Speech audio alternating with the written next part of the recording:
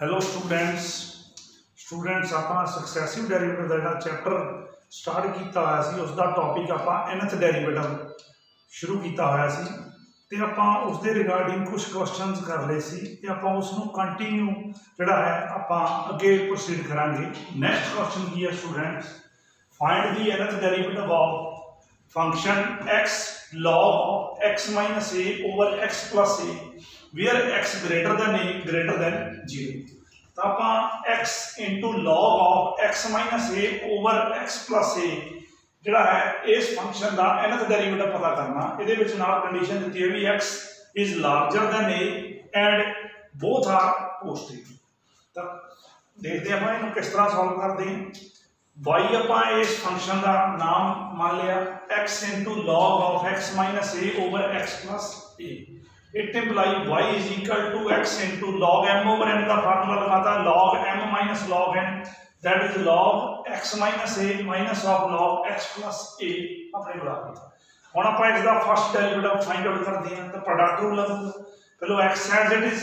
log of x minus a दा आ गया 1 over x minus a minus of log of x plus a का derivative आ गया 1 over x plus a plus second function as it is रखिया x का derivative हो गया 1। तो नेक्स्ट स्टेप दे विच x नाल मल्टीप्लाई करके इस नु ब्रैकेट्स नु खोलता x over x minus a minus x over x plus a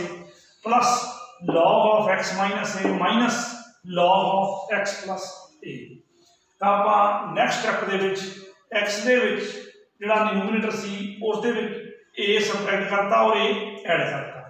minus second term दे विच भी डिनोमिनेटर दे विच x जिहड़ा सी उस दे विच प्लस a ते माइनस a आपां एडजस्ट कर लिया, बाकी सारा एज इट इज रख लिया।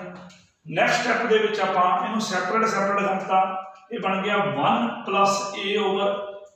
x माइनस a माइनस अगला भी आपां सैपरेट किया तो कैंसिल हो गया वही 1 minus a over x plus a आ गया, बाकी as it is plus log of x minus a minus of log of x plus a। तो जो आप ब्रैकेट्स आप इसको ओपन किया तो 1 ना 1 कैंसिल हो गए। तो अपने को आ गया कि first derivative of y a over x minus a plus a over x plus a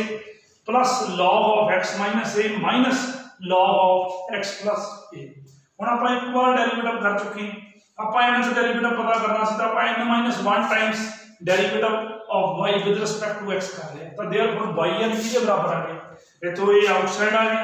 1 over x minus a। तो आप nth डेरिवेटिव आप फार्मूला पढ़िया सी, अपने को फार्मूला की आया सी जे y अपने को 1 ओवर ax प्लस b है तो nth डेरिवेटिव होंदा -1 दी power n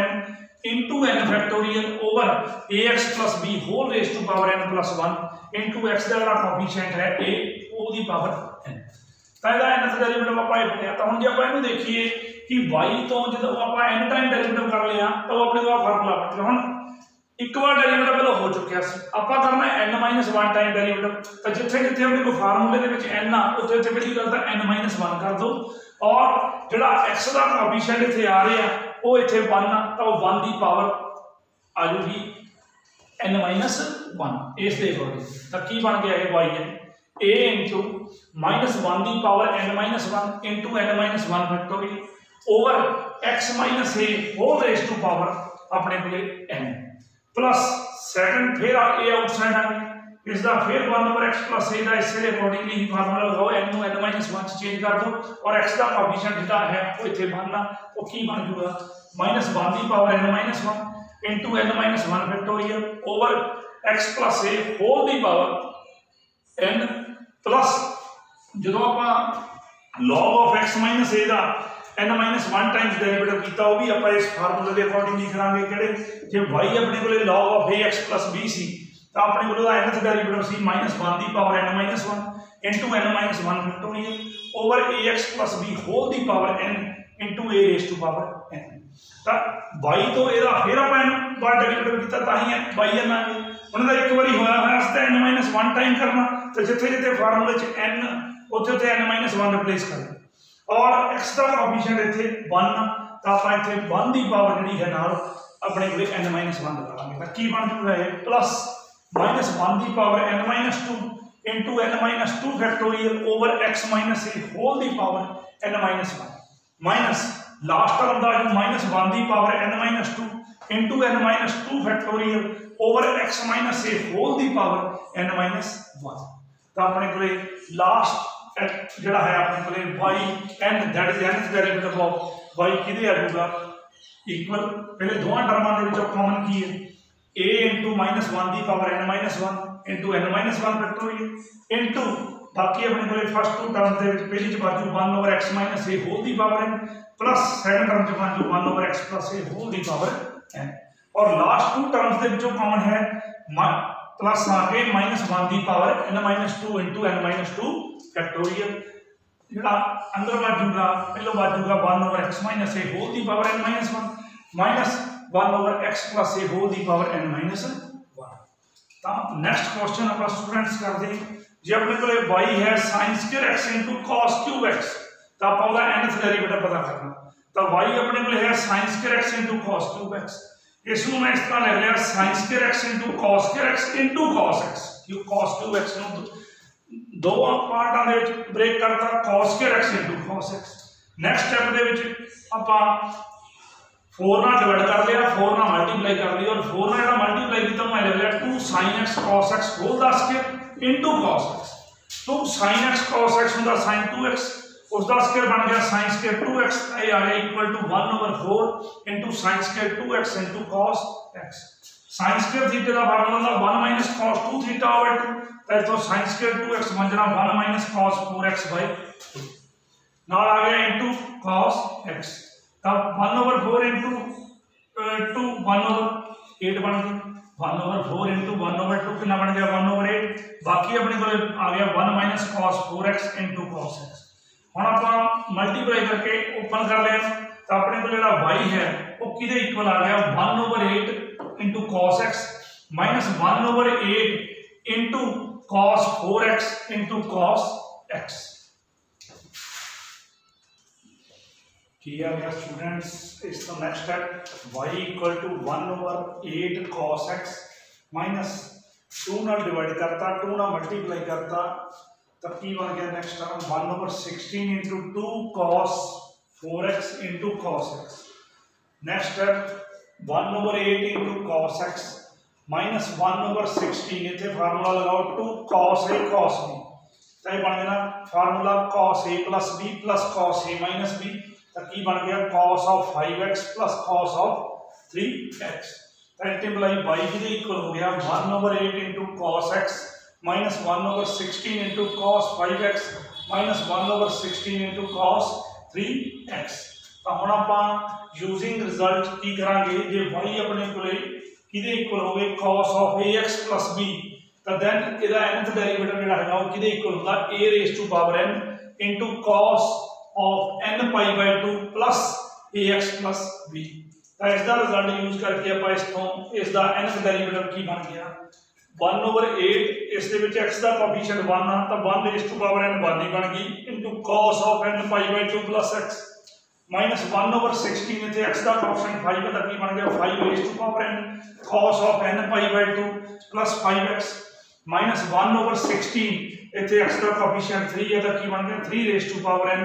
into cos of n pi by 2 plus 3x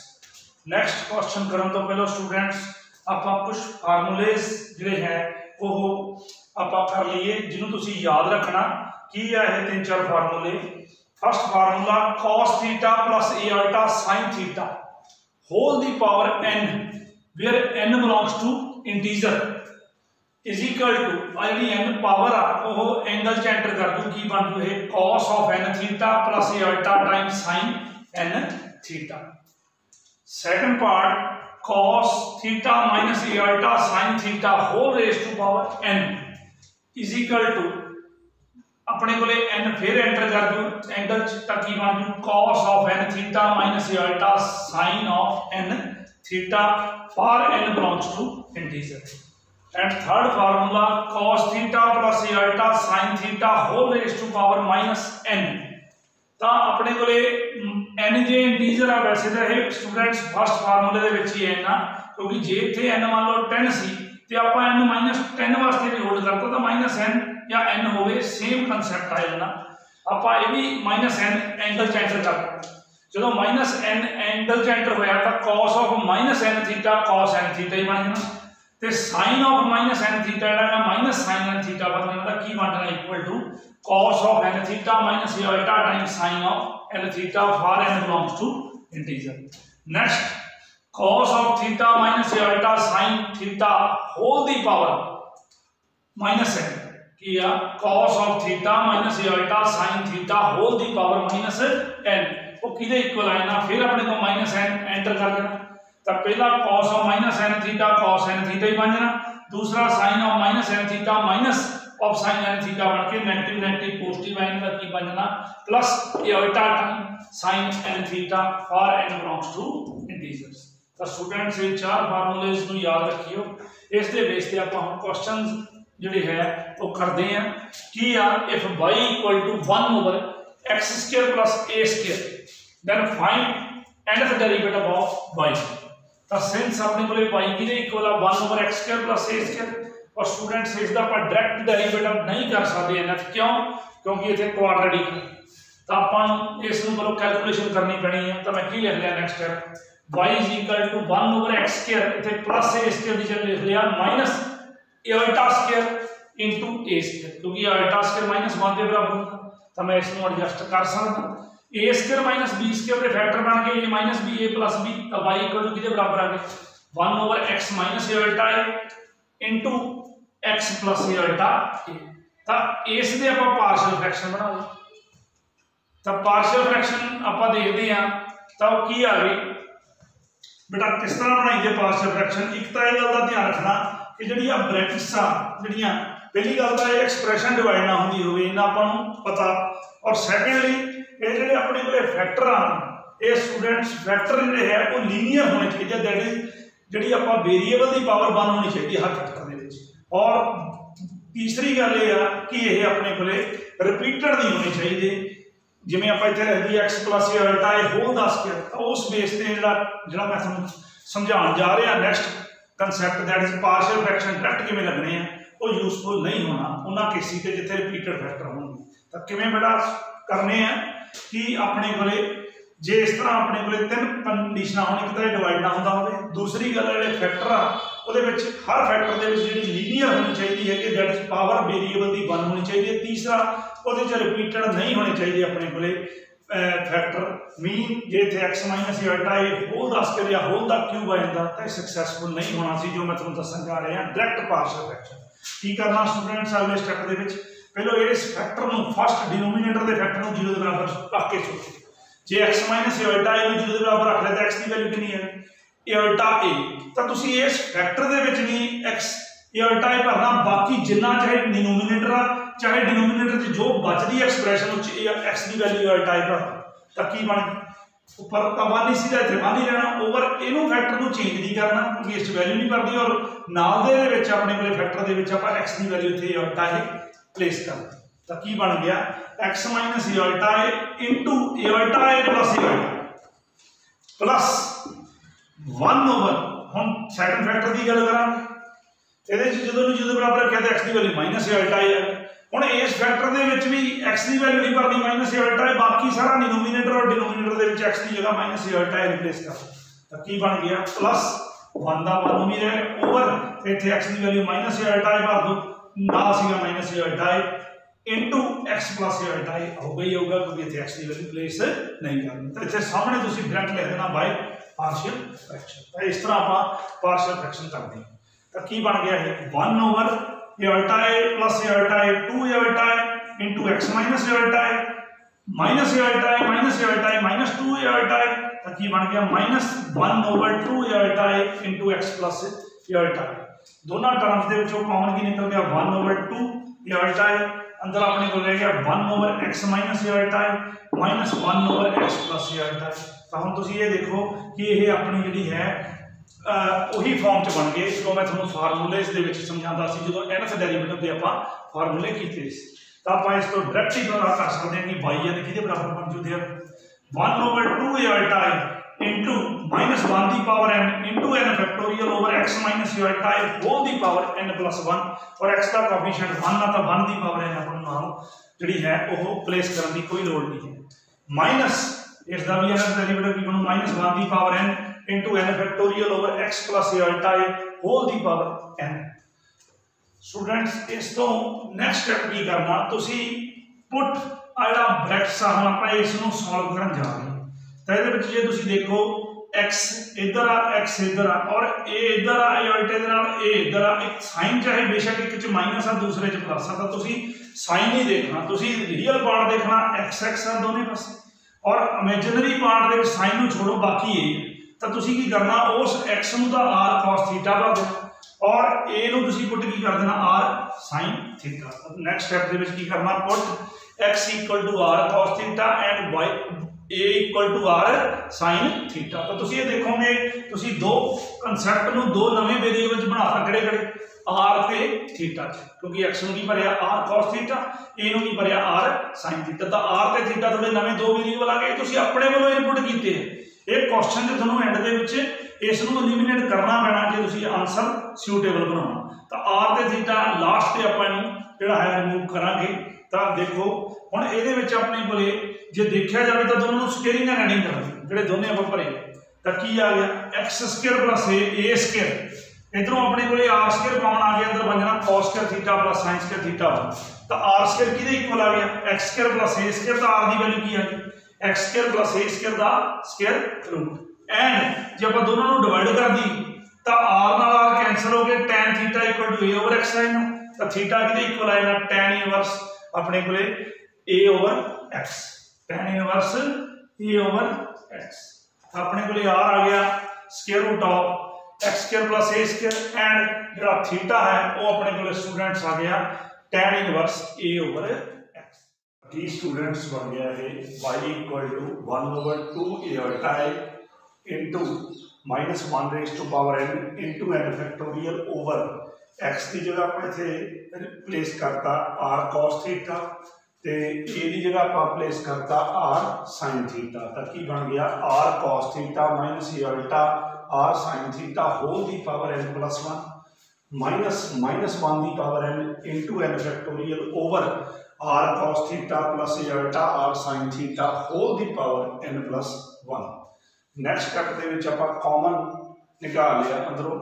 की आ गया -1 दी power n into n factorial denominator दे विच और डिनोमिनेटर दे विच कॉमन की आ गया r दी पावर n प्लस 1। क्यों?